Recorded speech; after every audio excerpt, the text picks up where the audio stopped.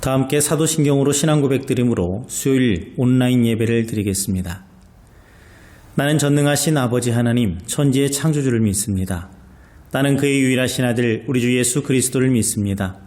그는 성령으로 잉태되어 동정녀 마리아에게서 나시고 본디오 빌라도에게 고난을 받아 십자가에 못 박혀 죽으시고 장사된 지 사흘 만에 죽은 자 가운데서 다시 살아나셨으며 하늘에 오르시어 전능하신 아버지 하나님 우편에 앉아 계시다가 거기로부터 살아있는 자와 죽은 자를 심판하러 오십니다. 나는 성령을 믿으며 거룩한 공교회와 성도의 교제와 죄를 용서받는 것과 몸의 부활과 영생을 믿습니다. 아멘. 찬송가 70장 찬양합니다.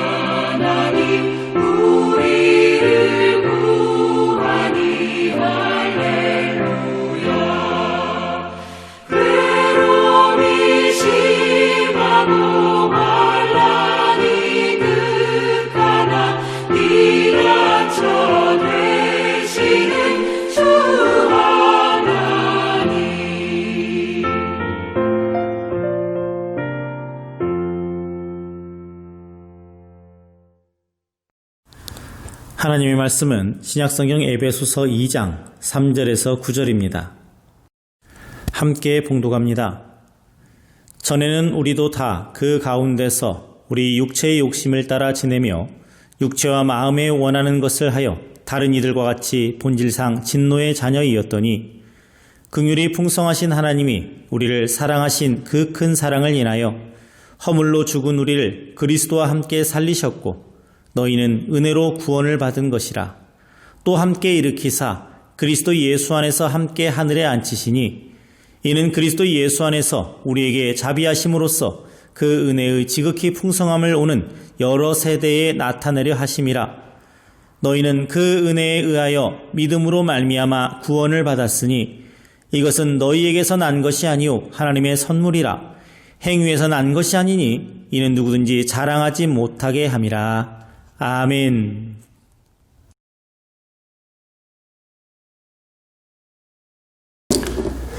할렐루야. 이번 주부터 해서 매주 수요일 예배는 온라인 예배로 드리기로 했습니다. 특별히 이 수요 예배를 시청하는 예배자들 중에는 아직 하나님의 말씀을 잘 알지 못하고 또 성경의 진리가 무엇인지 깨닫지 못하는 그러한 분들도 있습니다. 그래서 이 수요일 예배는 성경 공부 방식으로 간단한 그러한 우리가 알아야 될 귀한 진리들을 배워보고자 합니다. 오늘 첫 시간으로 에베소서에 관한 그 구원에 관한 말씀을 가지고 구원이란 무엇인가 하는 것을 주제로 함께 말씀을 나눠보고자 합니다. 구원이란 무엇일까요? 많은 사람들이 교회를 다니면서 구원에 관한 말씀을 듣습니다. 그러면서도 정작 자신에게는 구원의 확신이 없는 경우도 있습니다. 교회 다닌 지 오래됐는데, 아니 교회 다닌 지 얼마 되지 않았는데 나는 천국 갈 수 있을까? 나는 구원받은 사람이 맞나? 하는 생각을 합니다.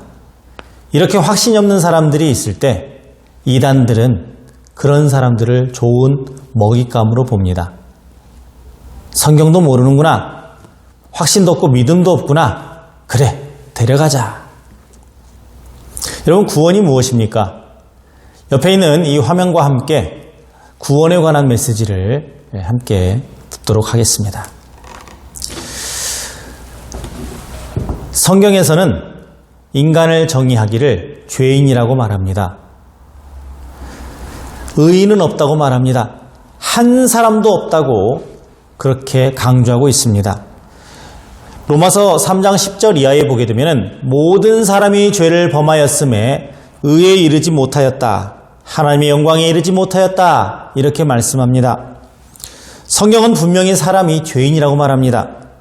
일단 죄인이라는 소리를 들으면 우리는 기분이 나쁘죠. 그러나 우리 자신의 모습을 정직하게 들여다보면 나는 결코 죄인이 아니오.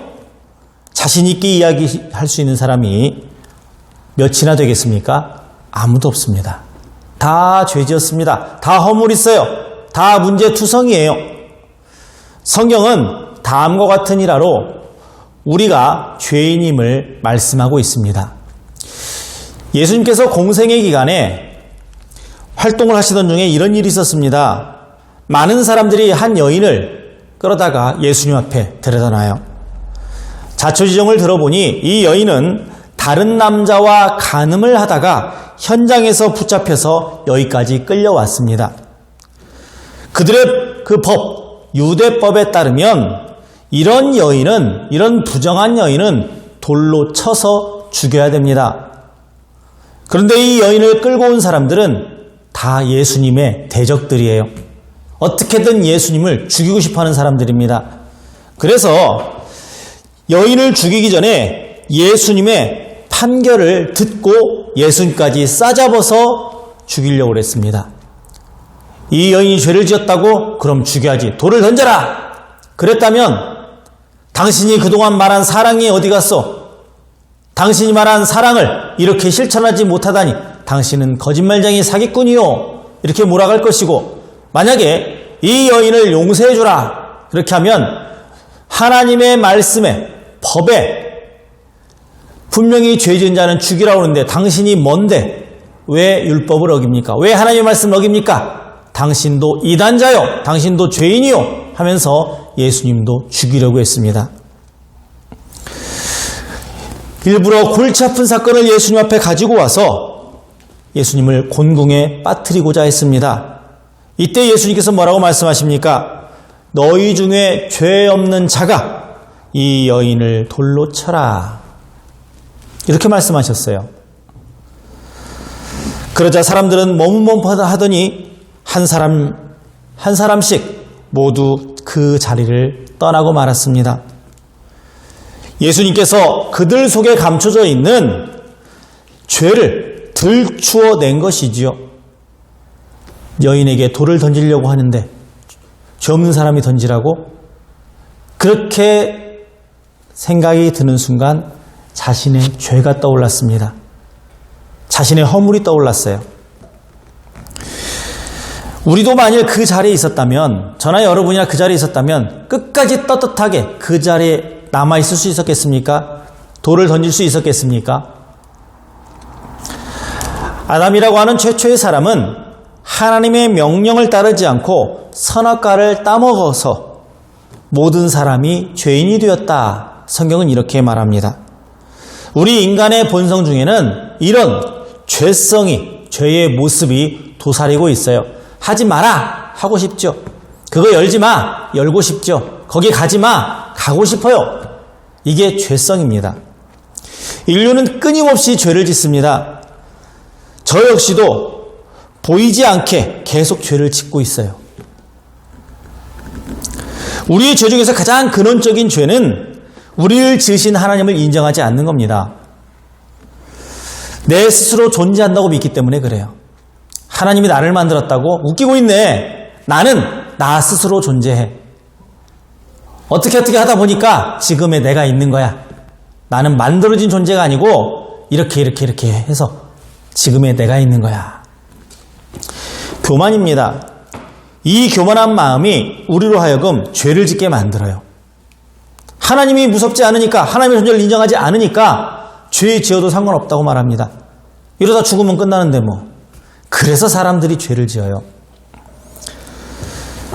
자, 그런데 우리는 어쩔 수 없이 죄 짓는 존재인데 이 죄를 우리는 어떻게 해야 되겠습니까? 마가복음 1장 15절에 보게 되면 하나님의 나라가 가까이 왔다. 회개해라. 복음 믿어라. 하고 말씀합니다. 죄의 시궁창에 빠져서 허우적거리고 있는 나의 모습을 발견하고 그 시궁창에서 나와야지요. 냄새나는 자리 있으면 나와야지요. 옷에 뭐 묻었으면 벗어버려야지요. 빨아야지요. 내 현 주소를 파악하고 나면 이제 그 현 주소를 바꾸려고 하는 결단이 있어야 됩니다. 아, 여기 있으면 안 되겠네. 다른 곳으로 옮겨야 되겠네. 회개라고 하는 것은 잘못된 길을 돌이키는 걸 말합니다. 아, 이 자리에 있으면 안 되겠다. 다른 자리로 옮겨야겠다. 이게 회개인데 그냥 가던 길 계속 가면서 아, 내가 잘못 가고 있는 것 같은데 이건 결단도 아니고 회개도 아닙니다. 아, 이 길로 가면 안 되겠구나. 방향 바꾸자. 이게 회개입니다.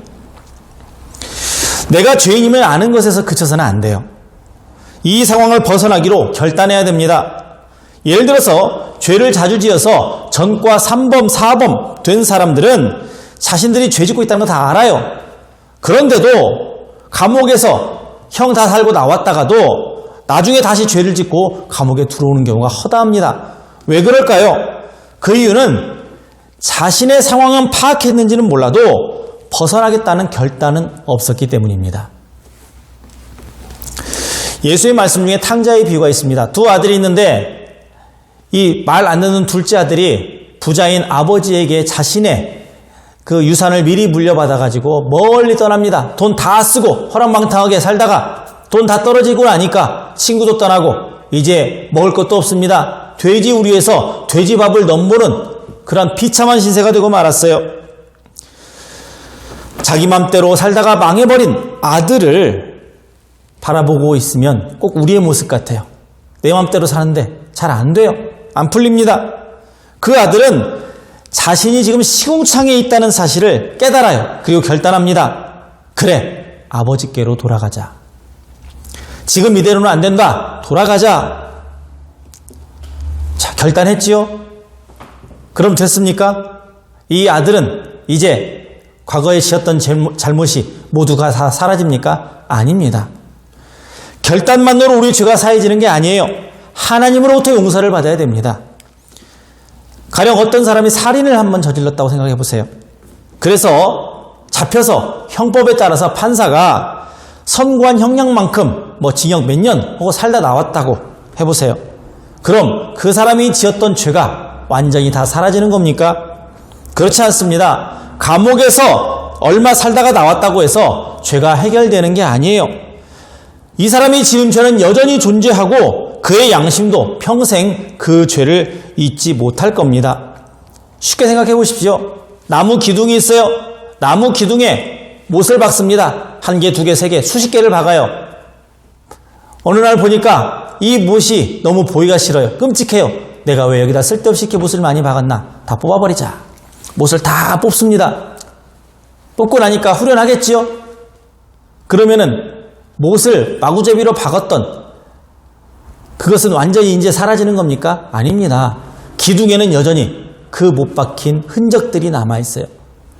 구멍들이 무수히도 많이 나 있습니다. 이건 내가 어떻게 하지 못하는 부분이에요. 못은 뽑았는지 몰라도 여전히 흔적은 남아 있습니다. 여전히 그의 결과는 존재하고 있습니다.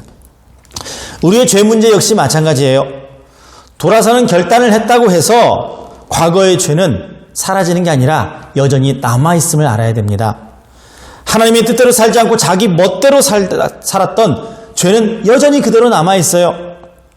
이제 그 죄를 용서받아야 됩니다. 누구의 용서를 받아야 됩니까? 부모가 용서해 줍니까? 친구가 용서해 줍니까? 우리는 모두 똑같은 죄인입니다. 의인이 없어요. 우리끼리 서로 용서해 준다는 게 의미가 있습니까? 야, 나에게는 너보다 더러운 게 덜 묻었으니까 내가 너 용서해 줄게. 야, 내가 너보다 살아온 흔적이 많아서 내 몸에 이렇게 상처도 많아. 이렇게 죄가 많아. 그러니 아직 덜 묻은 너를 내가 용서해 줄게. 해결됩니까? 그렇지가 않지요. 이사야서 1장 18절에 보게 되면 너희 죄가 주홍빛과 같다 하여도 눈과 같이 희어질 것이며 진홍빛과 같이 붉어도 양털과 같이 희어질 것이다 라고 말씀하고 있습니다. 하나님께서 용서를 해 주셔야 우리의 죄가 해결이 되는 겁니다. 모든 죄는 궁극적으로 하나님께 짓는 죄예요. 다른 사람에게 죄를 지었든 나 자신에게 죄를 지었든 사회에 죄를 지었든 자연에게 죄를 지었든 궁극적으로 하나님께 죄를 짓는 겁니다. 따라서 용서는 하나님이 해주셔야 됩니다. 살아계신 하나님은 죄인인 인간들을 용서해주고 싶어 하세요. 그러나 이미 저지른 그 죄를 그냥 덮어놓으실 수는 없습니다. 죄에는 마땅한 죄값이 있습니다. 죄에 대한 대가를 치러야 죄 문제가 해결이 되는 거예요. 사회에서 법을 어기면 그 죄에 대한 처벌을 받든지 벌금을 내야 하지요. 하지만 우리는 우리가 지은 죄에 대한 대가를 지불할 능력이 없습니다. 왜냐하면 성경에 보면 죄 지은 자는 그 죽음으로 죄 문제를 해결하라고 나와 있습니다. 죄 지으면 죽이라는 거예요. 우리가 죽음으로 스스로 죄값을 치르는 방법밖에 없어요. 나의 죄를 없게 하기 위해서는. 그러나 하나님께서는 우리를 구하고 싶으셨습니다. 그래서 인간이 죄값을 대신 지불하시기로 결정을 하셨습니다. 하나님이 우리 죄값을 대신 치르기로 하셨어요. 모든 인간을 대표해서 대표성을 가진 한 사람을 하나님이 죽이고자 하셨습니다. 그분은 바로 하나님의 하나밖에 없는 아들 예수님입니다. 무서운 극형의 사형수로 하나밖에 없는 자기 아들을 내어주셨습니다. 그 정도로 죄의 문제를 해결하고 싶어 하시는 분이 하나님이에요. 자기 아들을 내어줄 만큼 죄를 싫어하시기도 합니다. 하나님은 죄를 미워하시는 분입니다. 어떻게든 인간을 살리고자 하는 하나님의 마음을 우리는 알아야 됩니다. 지극히도 우리를 사랑하고 계시기 때문입니다. 하나님이 이렇게 놀라운 방법으로 인간의 죄를 사해 주셨습니다. 노예가 한 사람이 있습니다. 이 노예는 자유로워지고 싶어요. 그러나 노예는 스스로의 힘으로 절대로 자유로워질 수가 없습니다. 원래 태생이 노예입니다. 인도의 극빈층, 그 달시라고 하는 극빈층이 조상 때부터 내려온 신분이기 때문에 자신의 힘으로는 바꿀 수가 없어요. 불가촉 천민이라고 하는 그 신분에서 자신의 노력으로 그 어떤 것도 할 수가 없습니다. 열심히 일한다고 해서 이 노예가 자유로워지지 않습니다. 노예는 주인의 말에 복종하는 것 외에는 아무런 권한이 없어요. 그런데 어떤 사람이 이 노예를 자기 돈을 주고 삽니다. 그리고 그 노예를 불쌍히 여겨서 그에게 자유를 줍니다. 노예 스스로는 자유를 얻을 수 없지만 노예를 산 사람은 그에게 자유를 줄 수가 있습니다. 이제 그 노예는 자유인이 되었습니다.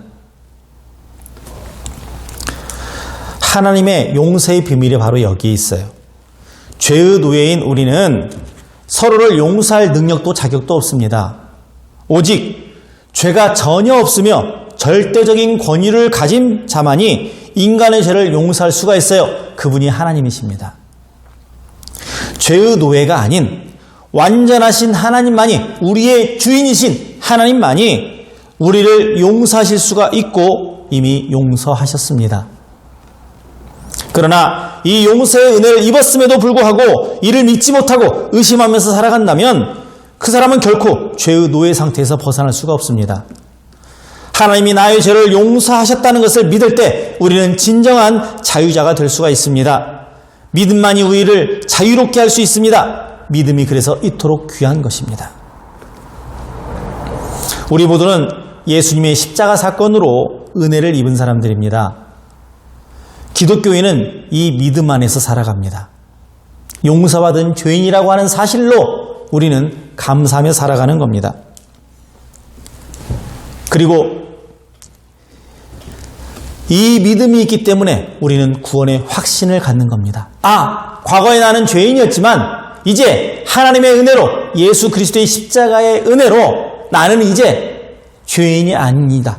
나는 의인이다. 나는 자유로워졌다. 나는 죽음에서, 사망에서, 죄의 덫에서 자유로워졌다. 이 믿음 안에 사는 사람만이 참된 구원의 기쁨을 누릴 수가 있습니다. 저와 여러분이 이런 기쁨을 누리고 있는 겁니다. 그러니 기뻐해야 되는 것입니다. 여러분, 구원은 기쁨이에요. 구원은 자유입니다. 구원이 무엇입니까? 여러분, 구원은 어떻게 정의를 내리실 수 있겠습니까? 구원은 자유입니다. 뭐로부터요? 죄로부터 자유입니다. 구원은 기쁨입니다. 뭐로부터요? 사망의 걱정, 슬픔에서의 기쁨입니다. 사망에서 슬퍼했던 모습이 이제는 기쁨으로 바뀌었어요. 지옥 갈 백성이 이제 영원한 생명을 얻는 천국 백성이 되었습니다. 이게 구원입니다. 이러한 확신을 가지고 살아가는 우리 모두가 되기를 주님의 이름으로 축원합니다. 기도합니다. 하나님 아버지, 감사합니다. 저희를 구원해 주신 은혜 감사합니다. 저희 대신에 예수 그리스도 십자가에 못 박혀 죽으신 그 은혜 또한 감사합니다. 주여, 저희들이 이 확신으로 살아가게 하여 주시옵소서. 아직까지도 죄 문제를 해결받지 못했다는 근심 속에서 벗어나게 하여 주시옵소서. 참된 구원의 감격을 누리고 참된 구원의 기쁨으로 말미암아서 우리 삶 속에 항상 감사가 넘치게 하여 주시옵소서. 예수님의 이름으로 기도합니다. 아멘. 주님의 기도로 예배를 마칩니다. 하늘에 계신 우리 아버지, 아버지의 이름을 거룩하게 하시며 아버지의 나라가 오게 하시며 아버지의 뜻이 하늘에서와 같이 땅에서도 이루어지게 하소서. 오늘 우리에게 일용할 양식을 주시고 우리가 우리에게 잘못한 사람을 용서하여 준 것 같이 우리 죄를 용서해 주시고 우리를 시험에 빠지지 않게 하시고 악에서 구하소서. 나라와 권능과 영광이 영원히 아버지의 것입니다. 아멘.